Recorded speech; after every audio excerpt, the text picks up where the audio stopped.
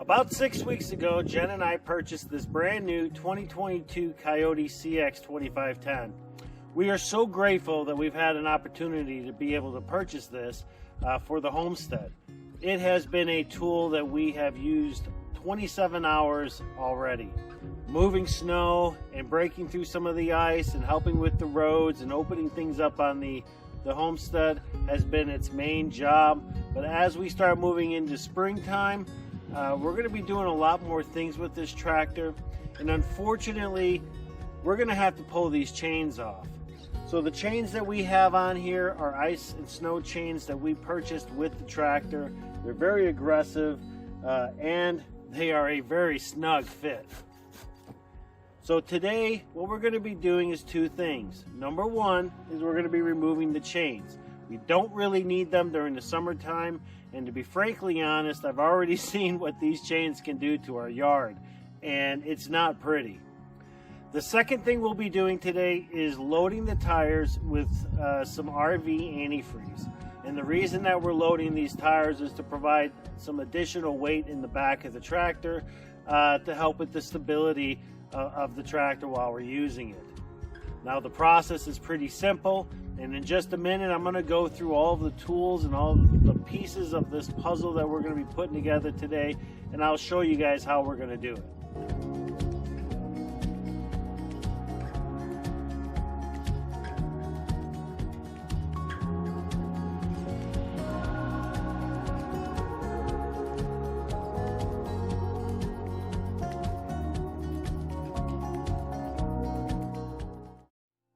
Now before we get started, I do have to send a special thanks out to Gary's Yamaha. Those are the folks who we purchased this tractor from. We absolutely love it, and so far we have zero regrets on purchasing this tractor. Truth be told, I'm not a tractor expert. As a matter of fact, this will be the first time that I've done this, but it does seem pretty straightforward. And so I think, barring anything unusual, this should go pretty straightforward. Now there's a few things that we need to do this project, aside from removing the chains. As far as filling the tires up and loading them, the first thing we're going to need is a valve stem remover, because we do need to remove the pin or the stem. The second thing that we're going to need is a pump, and the pump that we're using today is a drill pump that I purchased from Harbor Freight. Honestly, I tested this thing out. It works just as good as any pump that I've used, any DC pump. Basically, you've got your one end that's going to go into your fluid, and then you've got your output end that we're going to be connecting in this situation to our tire. Once we're ready to go, we're going to hook up the drill chuck to this little post here and spin away. Now, how do we get the fluid actually into the tire? Well, if you remember, I said we're going to be removing that valve stem. The next thing we'll be doing is you're going to need, you don't need this one, but very similar to it. This is Slime's air water adapter kit. And basically what it is it's a couple of fittings here that will allow you to connect the water hose, and in this case this hose, to the valve stem so that we can then pump the water in. It's got this little piece here that will actually attach to the valve stem, and then we've got this part here that will attach to this piece with a little breather here on the side, and that's how we'll do it. And we're going to do it here in just a minute, so we'll get to see how it works. But first, we need to pull the chains off. As I said a few minutes ago, these chains were custom made specifically for these tires, and as such, they are very tight. Now, the way that we get these off is there's a little latch here, and basically what we're going to be doing is we're going to be unclipping this by pulling it back. However, because of the amount of tension that's on this chain right now, there's no way I can do it as it sits. So what we're going to have to do is we're going to have to jack the rear end of the tractor up. We're then going to remove the valve stems and let the air out of the tire.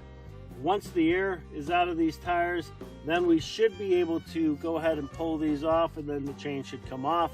We'll then take the chain, we'll hang it up until next winter. Sounds simple enough? Let's give it a shot.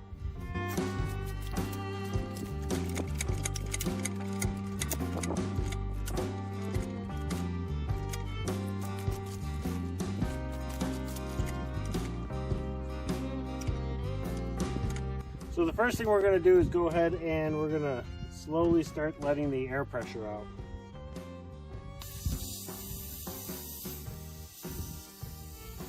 Now we know that this tire was set at 35 psi, so once we're done with loading the tires, that's what we're going to be putting back into it. Okay, so now that all the air is out of the tires, the next step here is we're going to try to go ahead and take these clamps off of the chain, and we're going to try to get the chain off.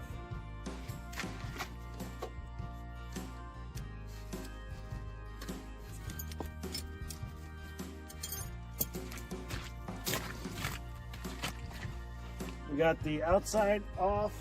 Now we're going to turn the tire. Now on the back side there's just a hook.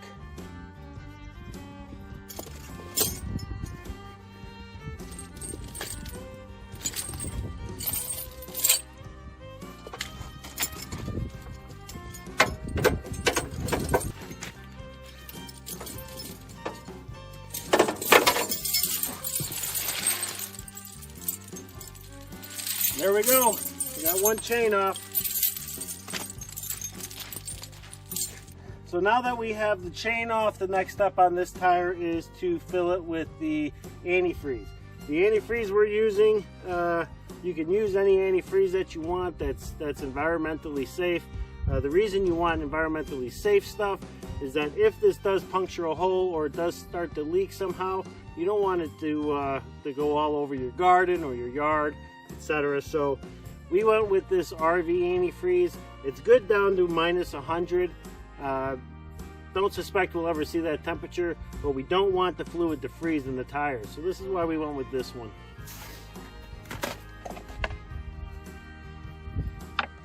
So the next step here is we're going to take this adapter and we're going to go ahead and fit it on the valve stem. just like so. And then we want to take the adapter on our pump, put that on.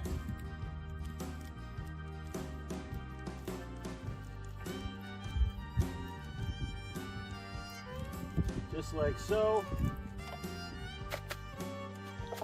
Once we have the valve connected, we'll go ahead and connect our drill to the pump.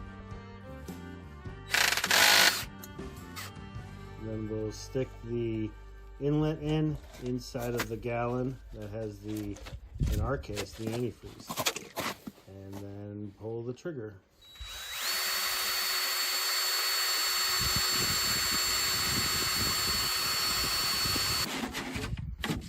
Just like that. 1 gallon down. So it only takes about 30 seconds to empty a gallon. However, you're left with a little bit at the bottom.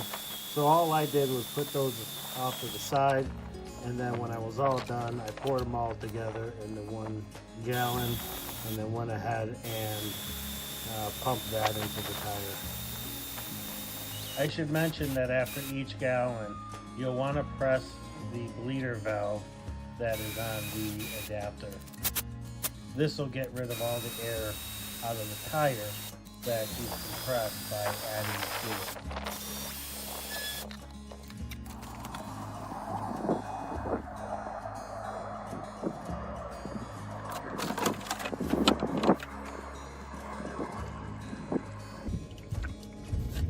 Okay, so now we've got 14 gallons in there, and I think we're going to stop there. And to find out how much we have in here, we're basically going to turn the tire until we have fluid starting to come out of the valve stem.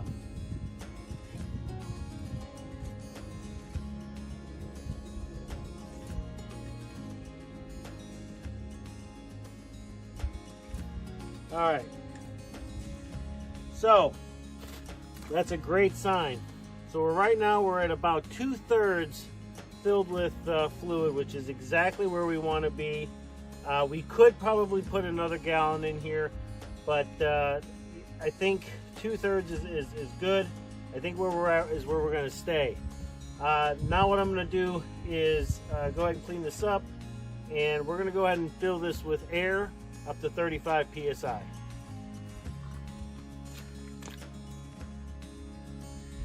Okay, and that is it. So we have this tire completely filled up to 35 psi. We put 14 gallons of RV antifreeze in it, and we've got the chain off. So this tire is good to go. Now we have to work on the other side.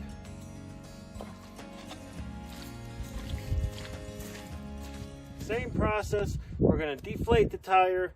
We're going to take off the chains, and then we're going to be using this RV and marine antifreeze. This stuff here is minus 50 degrees. We went with this just simply because it's cheaper than the other stuff we went with. So yeah, let's go ahead and get started.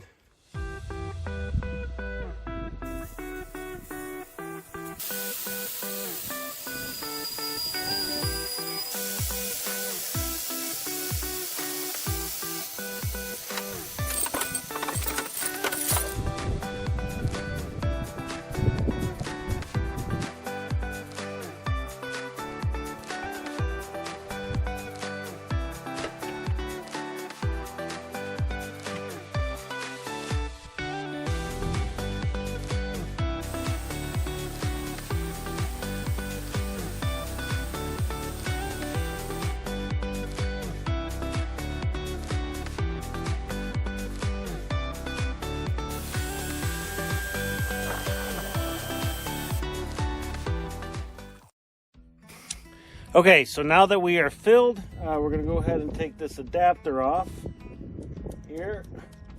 Now, keep in mind, the valve stem is not in right now. So I'm going to go get the valve stem. We're going to get that in, and then we're going to get the air compressor over here. And then we're going to add 35 PSI to this tire, and yeah, we'll be good.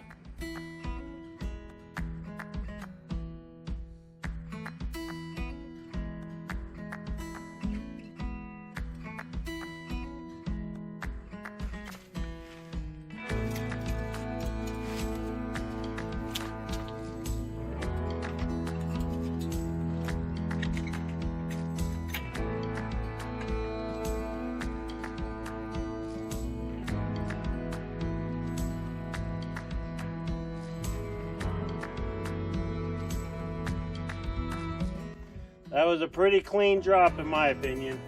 Neither of the tires are flat. I think we've got a successful project here. All right, so I'm gonna clean some stuff up and then we're gonna take this thing for a spin.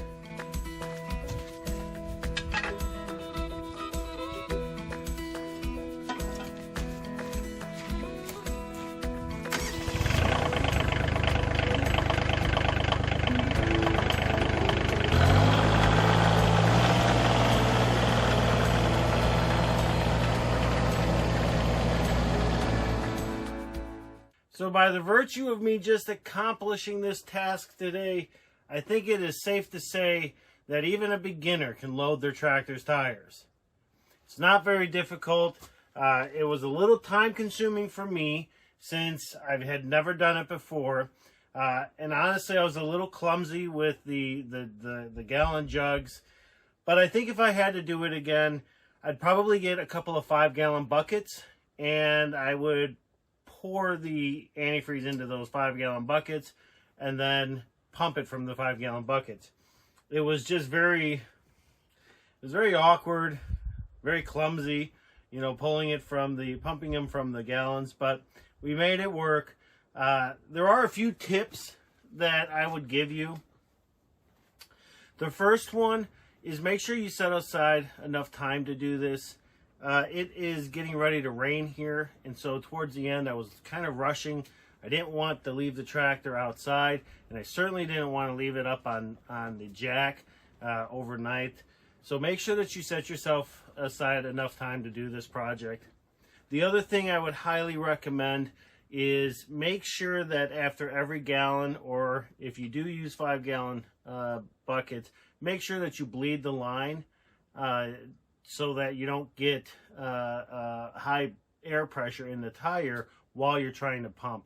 It'll just make it easier, and the pump won't have to work as hard to pump that fluid into the tire.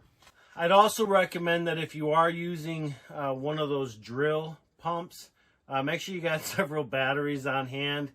My battery died a couple of times, so I had to go and replace them. Unfortunately, I didn't have any with me. But again, if I had to do it again, I would absolutely keep maybe 3 or 4 batteries with me just to be on the safe side. Boy, and just like you, there's the rain now. So we're going to wrap this up. I really appreciate you folks sticking around and watching this video. I hope you learned something. I know that I did. And this tractor is now ready for the spring and summer. We've got our chains off. We've got the tires loaded. And she is ready to go.